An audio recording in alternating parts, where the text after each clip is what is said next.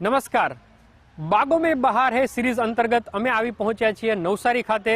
નવસારીનું એક અનેરું મહત્વ છે। નગરપાલિકાની ચૂંટણી અહીંયા પણ થવાની છે। પૂરજોશમાં તૈયારી ભાજપ અને કોંગ્રેસે કરી લીધી છે, પરંતુ નવસારી નગરપાલિકાનો ઓવરવ્યૂ શું છે તે જાણીએ મનોજ પાસેથી। મનોજ જી, નવસારી જો શહેરની વાત કરીએ તો આ પૂર્ણા નદીના કિનારે વસેલું શહેર છે। પારસીઓનું પણ એક મહત્વનું કેન્દ્ર છે। નવસારીની જો વાત કરીએ તો વર્ષો પહેલા વડોદરા જિલ્લાનો ભાગ હતું, જો કે હાલમાં હવે સુરત જિલ્લામાં આવી રહ્યું છે। બીજું છે કે વિજલપોર નગરપાલિકા અને 5 ગામો છે તે પહેલીવાર આ નવસારી નગરપાલિકાની ચૂંટણીમાં સમાવેશ કરાયો છે। તેને કારણે આ જંગ છે તે થોડો રોમાંચક રહ્યો છે। વાત રહી કે સુરતનું નવસારી શહેર એટલે આ જુડવા શહેર ગણાય છે। સુરત અને નવસારી વચ્ચે 23 કિલોમીટરનું અંતર છે, પરંતુ હાલમાં જોવા જઈએ તો એકદમ નજીક એક પાસ રહેતા આ શહેરો છે અને શહેરીજનો છે। સમસ્યાઓ અપાર છે, વિકાસ પણ જરૂરથી થયો છે। બિલકુલ, સમસ્યાઓ અપાર છે, વિકાસ જરૂર થયો છે, પરંતુ નવસારીની પ્રજાને જોઈએ તેટલો વિકાસ હજુ થયો નથી।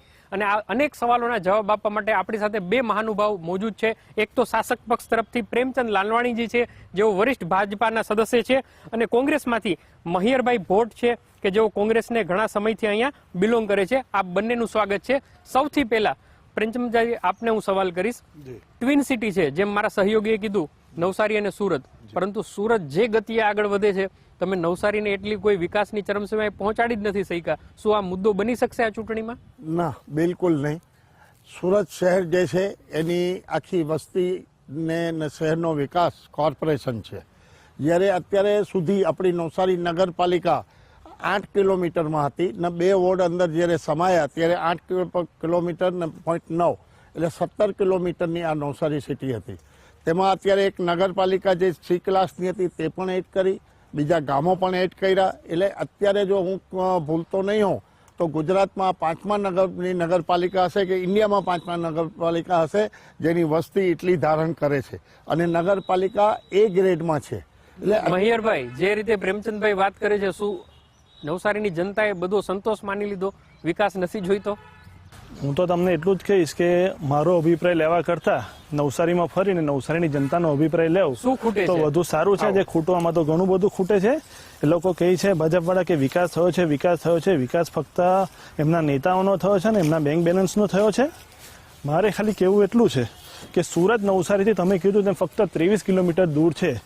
જે ગગનચુંબી વિકાસ જો સુરતનો થઈ શકે તો નવસારીજનો એટલી આશા રાખે કે નવસારીનો એના કરતાં અડધો વિકાસ થાય। આજે ઘણા યુનિટ્સ છે, મિલ્સ છે, એ બધા બંધ થઈ ગયા છે। ઘણા સિક યુનિટ્સ છે। આજે નવસારીમાં રોજગારનો બહુ મોટો પ્રશ્ન છે, લોકોને આજે રોજગારી મળતી નથી। તેથી સત્તાધીશો દ્વારા જે ચૂંટીને તો આવે છે, બધું સતત ઉપેક્ષા સેવે છે નવસારીના વિકાસને લઈને। જે રીતે સુરતને જેટલું મહત્વ આપે છે તેટલું નવસારીનો વિકાસ નથી થયો। એનું કારણ પણ એ કે નવસારીના લોકો નવસારીમાંથી ધુરંધર નેતાઓ ચૂંટાઈને આવે છે। સાહેબ, ધુરંધર નેતાઓ ચૂંટાઈને આવે છે તો પછી એવા કેવા ધુરંધર કે એ લોકો નવસારીનો વિકાસ નથી કરી શકતા ને આટલા વખતથી રજૂઆત કરે છે, તે છતાં રાજ્ય સરકાર નવસારીને મહાનગરપાલિકા બનાવી શકી નથી। આજે એમના પાર્ટીના જે પ્રમુખ છે, પ્રદેશ અધ્યક્ષ છે પાટીલ સાહેબ, તે આજે પોતે વચ્ચે 15-20 દિવસ પહેલા નવસારી આવ્યા હતા અને એવું કહી ગયા કે નવસારીના જે 2 ધારાસભ્યો છે તેના લીધે એ લોકોની આંતરિક કલેશ છે, તેના લીધે આજે નવસારીનો વિકાસ રૂંધાયો છે। એમના પાર્ટીના અધ્યક્ષ કહી ગયા છે, તો શું એમના પાર્ટીના અધ્યક્ષ પણ ખોટા છે? શું કહેશો સર? આંતરિક મતભેદનો છે તે મતદારો ભોગવી રહ્યા છે। આંતરિક મતભેદ નથી, એમનું કેવું શું છે કે રેલવેની પેલી બાજુની જે એરિયા છે ત્યાં ધારાસભ્ય છે અને આ બાજુનો ધારાસભ્ય છે, જ્યારે એમને વિજલપુર નગરપાલિકા લાગતી હતી અને અહીંયાના ધારાસભ્યને નવસારી નગરપાલિકા લાગતી હતી। અમારી કેપેસિટી જે હતી 2 નગરપાલિકાને પાણી અને ડેનેજના 65 કરોડ રૂપિયા CR પાટીલ સાહેબને અહીંયાના 2 ધારાસભ્ય મળીને લાયા છે, અને ગુજરાત ડેવલપમેન્ટ, અર્બન ડેવલપમેન્ટમાં એ કામ ચાલતું છે।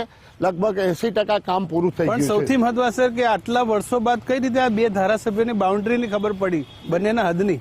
સાહેબ, બાઉન્ડ્રીની ખબર તો પહેલેથી જ હતી, અને એ હદના કારણે તો પ્રજાનો વિકાસ રૂંધાઈ ગયો। હદની કારણે એક જે ડેનેજની વસ્તુ છે, ડેનેજ નાખવાની, એના માટે સરકારી જમીન જોઈએ, અને 2 નગરપાલિકાઓનો ડેનેજનો પાણીનો એ થાય, એના માટે એ જગ્યા શોધવામાં આમાં તેમાં ટાઈમ નીકળ્યો, પણ એ છેલ્લા 2 વર્ષથી 1.5 વર્ષથી કામ ચાલે છે અને 100% એ હવે અત્યારે પૂરું થઈ જવાના આડ પર છે। બીજું નવસારી માટે જો એમ કહીએ કે જે રીતે છૂટથી જાહેર જનતા ફરી રહી છે, તે જ રીતે નવસારી શહેરમાં ઢોર ઢળખર પણ છે, એ છૂટથી ફરી રહ્યા છે. સાહેબ હવે મારે ઢોર વિશે ખાલી એટલું જ કહેવું જી કે તમે તપાસ કરી લો કે અવારનવાર જે ઢોર સામાન્ય પ્રજાને, ચાલતા જતા લોકોને કે વાહન પર જતા લોકોને અડફેટે લે છે, અને વર્ષ પહેલાં તો અમુક મૃત્યુ પણ થઈ ચૂક્યા છે, તથા હમણાં વચ્ચે થોડા વખતો પહેલાં એક વૃદ્ધનું એક્સિડન્ટ થયું હતું અને નગરપાલિકાના ચીફ ઓફિસર પર કેસ થયો હતો અને એમણે 70,000 થી 80,000નું વળતર ચૂકવવું પડ્યું છે. એ વળતર કોના પૈસાથી જાય છે? આજે સામાન્ય પ્રજાના પૈસાથી જ જાય છે. તમે કંટ્રોલ નથી કરી શકતા, શું અહીંયા કરવા એટલા ઢોરને ઢોર control નથી ઢાકર કરી છે. શકતા? શું નવસારીને આ વિકાસ તરફ લઈ જવાનું છે સર, કે ખુદ નગરપાલિકાએ દંડ ભરવો પડે, જે રીતે તમારા મિત્રએ કહ્યું? એમને ખબર નથી, કેમ કે એ બિચારા હજુ નગરપાલિકાના પગથિયા ચડ્યા નથી, એટલે એ વિશે હું કહી દઉં કે એક ભાઈને 73 વર્ષનો ભાઈ, એમને એમ કહ્યું કે મને છે તે ગધેડાએ લાત મારી ને હું પડી ગયો. એની કોઈ કમ્પ્લેન નગરપાલિકામાં આપી નથી, અને એક મહિના પછી એ લોકોએ હાઈકોર્ટમાં કોર્ટે તો તમને દંડ કર્યો ને? ના, બિલકુલ નહીં સાહેબ. અત્યારે હાઈકોર્ટમાં એ કેસ કાઢવા માટે ચીફ ઓફિસર અને પોલિટિકલ પાર્ટીને હાથો બનાવવા માટે એક્ઝિક્યુટિવ કમિટીને જોડ્યું.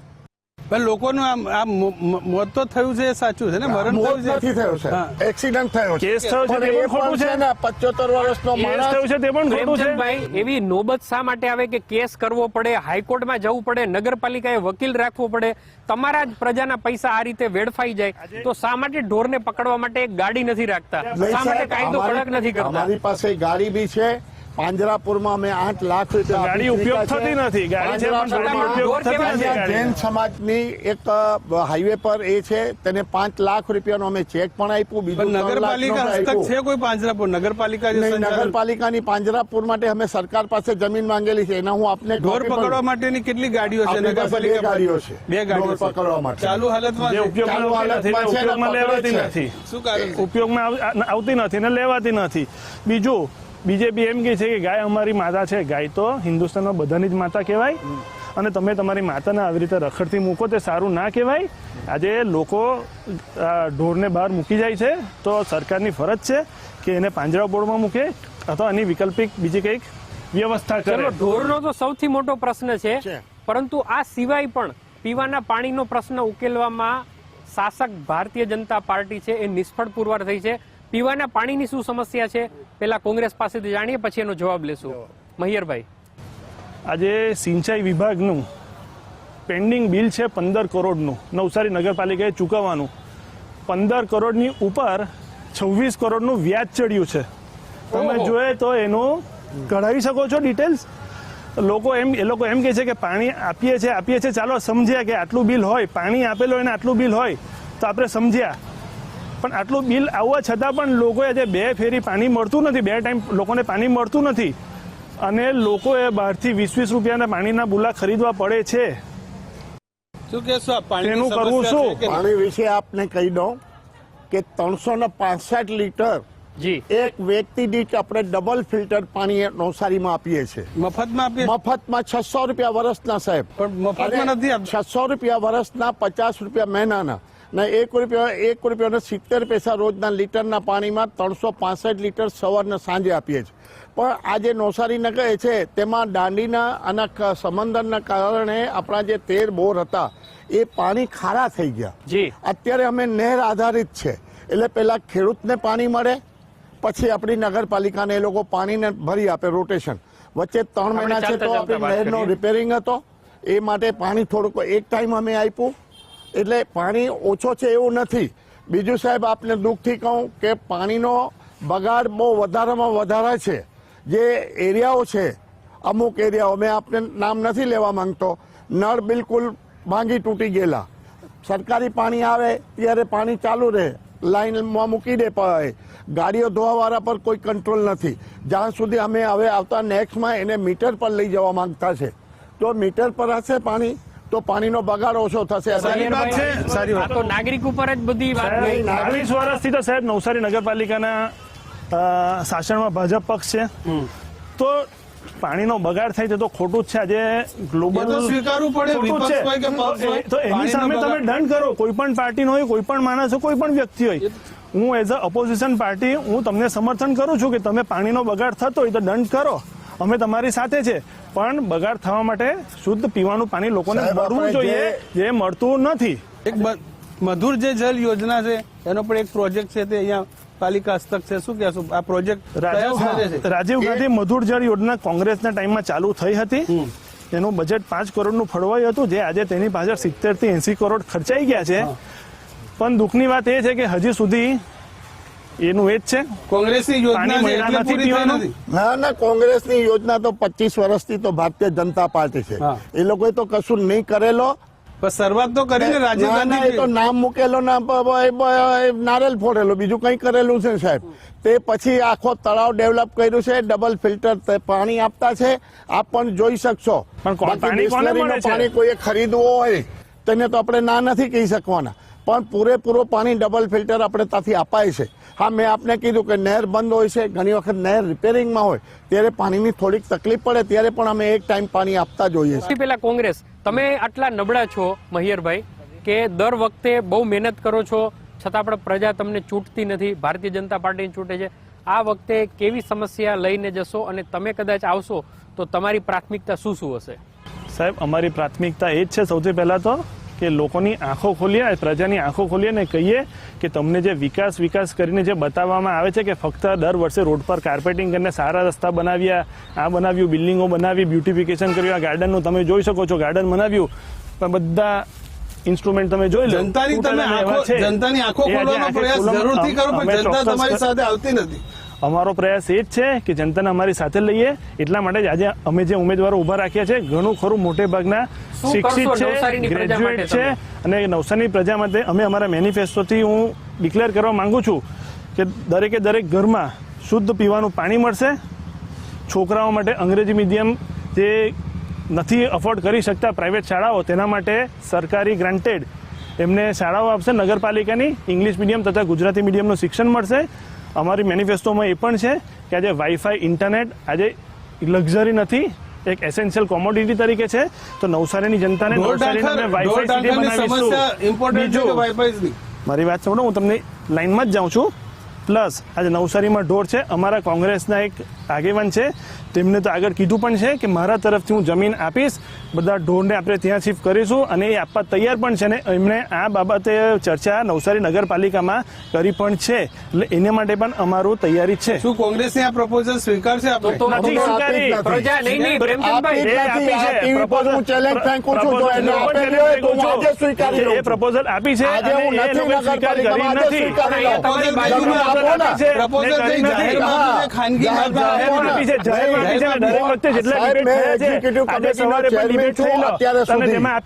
આજે સવારે પણ ડિબેટ થયેલી અને તેમાં પણ એ ભાઈ ઉપસ્થિત હતા. નગરપાલિકામાં છે પ્રેમચંદભાઈ, એવું કે છે કે મને મળી જ નથી, સ્વીકારી નથી. કેવા માંગુ છું, મેનિફેસ્ટો જૂઠું બોલે છે. હા, બિલકુલ. મેં આપને કહું એમ નવો છે, બિચારાને હું તો સાહેબ હું તો લઈ જવા તૈયાર છું. વ્યક્તિ સાથે યુવા હશે પણ યુવા છે અને યુવાની અપેક્ષાઓ હોય. તેમની પાસે વિઝન નહીં, તેમની પાસે પણ વિઝન છે નવસારીના શહેરના એમનું વિઝન છે. હવે તમે તમારું વિઝન પ્રગટ કરો. આટલું સરસ એ કેવા માંગે છે, જનતા કદાચ એને વોટ પણ કરે. એમને કહ્યું કે ઇંગ્લિશ મીડિયમ સ્કૂલ આપની સાથે હું જવા તૈયાર છું. ઇંગ્લિશ મીડિયમ સ્કૂલ બિલકુલ તૈયાર છે, તૈયાર નથી, રિનોવેટ કરી છે, થઈ ગયેલું છે. રિનોવેટ પેલા કરી છે. નવા ઇંગ્લિશ મીડિયમના ટીચરને એ લેવાના છે, એ ગવર્મેન્ટમાંથી પરમિશન લેવા માટે જ હતી. આ શાળા ક્યારે બની સર? ક્યારે બની આ શાળા? અત્યારે લગભગ 6 મહિના પહેલા. એટલે ચૂંટણી આવી એ પહેલા? નહીં, પહેલા 1.5 વર્ષથી બની ગયેલી, પણ આ કોરોનાના લીધે 6 મહિના એટલે સરકાર તરફથી પરમિશન અમને નથી મળી, કે નવા ટીચરની ભરતી કરવાની છે. આ પહેલી ગુજરાતમાં નવસારી નગરપાલિકા છે જે ઇંગ્લિશ મીડિયમ સ્કૂલ 30 રૂપિયા કે 50 રૂપિયાથી ઉપર પૈસા નથી લેવાની. પ્રાઇવેટ સ્કૂલનો સવાલ નથી.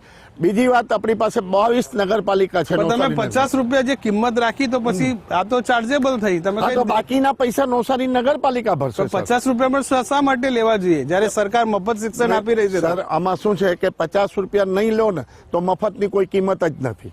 એટલે 50 રૂપિયા કઈ એ નહીં કહેવાય. મફત શિક્ષણ કહેવાય કે ચાર્જેબલ શિક્ષણ? 50 રૂપિયા જે ભણાવવાની વાત કરે છે, હું આવકારીએ છીએ મને એ વાત, પણ ચાલુ થશે ત્યારે આપણે જોઈશું. ઓકે બોલો, મતલબ ચાલુ થાય એવી કોઈ આશા દેખાતી નથી. ને સારા શિક્ષકો મળશે ત્યારે આપણે વાત કરીશું. શિક્ષકો એવા હોવા જોઈએ કે જેને A to Z લાઈનમાં બોલતા આવડવું જોઈએ. તમે કોઈ ઘરે ઘરે શૌચાલય નથી તો કયા વિસ્તારમાં બાકી રહી ગયા છે? અને હું તો ઘણી જગ્યાએ હું કહું છું કે હું તમારા ચેનલના માધ્યમથી એવા ઘરોએ પણ લઈ જવા માંગીશ ને કહીશ તમને કે હું પ્રૂવ કરીશ કે નથી શૌચાલય. ઘણા ફેમિલીને ત્યાં શૌચાલય નથી, તો શું એ લોકોનો અધિકાર નથી શૌચાલયનો? શૌચાલય છે એ બહુ મોટો મુદ્દો છે, પરંતુ હું ભાજપને પૂછવા માંગીશ.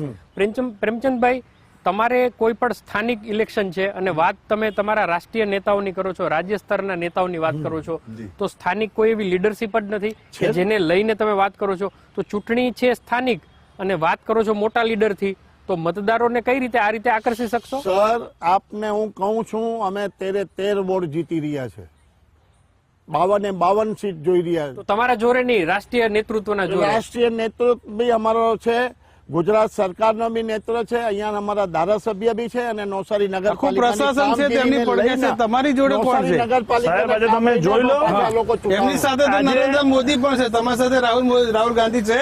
સાહેબ, આજે હું તમને વાત કરીશ કે આજે આપણે જયારે અહીંયા ઉભા છે ત્યારે અહીંયા નવસારી જિલ્લામાં જ વાંસદા મુકામે સ્મૃતિ ઈરાની આવ્યા છે.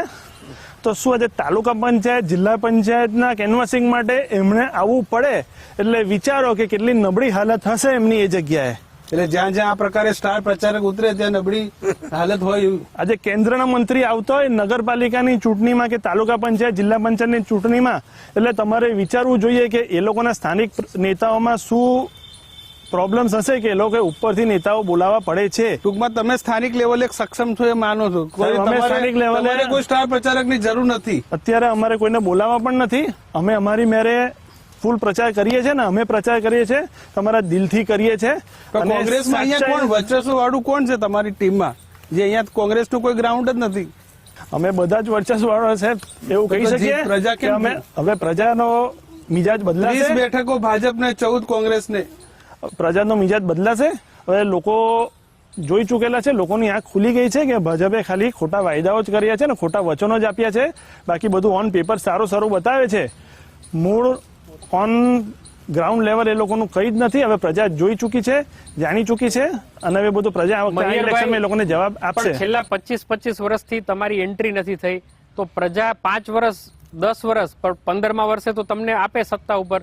સાહેબ, હું તો એટલું કહીશ, મારે એક વસ્તુ કહેવાની, પણ જણાવો કે હવે પ્રજા છે એ કદાચ એવું પણ બને કે હવે એન્ટી ઇન્કમ્બન્સી લાગુ પડે. સાહેબ, મારે એક વસ્તુ જણાવવી કે 25 વર્ષથી આજે ભાજપ શું કરવા છે?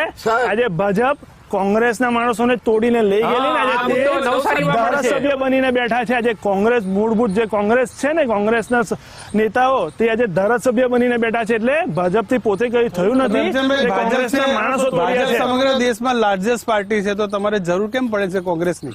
સાહેબ, અત્યારે આ લોકોમાંથી જેટલા છે ને એ બી આવા તૈયાર છે. પણ શા માટે તમને ઓછા જરૂર નથી? અમે લેવા માંગતા નથી. એમનું કામ પતી ગયું, એમને જેટલા લેવાના હતા તેટલા લઈ ગયા. મારો વોર્ડ છે, ભાજપમાં આપણે ઉભા છે.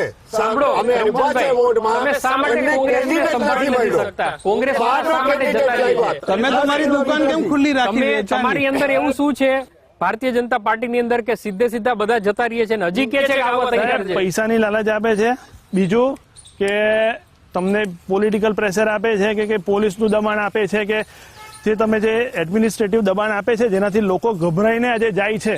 જેને ગભરાવાનું છે આવનારા દિવસોમાં જો આ જ પ્રકારની સ્થિતિ રહી, પોલીસથી જો ગભરાતા હોય, ખોટા ધંધા કરતા હોય તો જ પોલીસથી ગભરાય. ખોટા ધંધા કરવાનો સવાલ નથી, પણ જે માણસે તમે ધમકી આપો એક સામાન્ય, કેમ ગભરાય માણસ? એટલે પ્રેમચંદભાઈ નું એવું કેવું છે કે તો સરેન્ડર થઈ જવું સારું.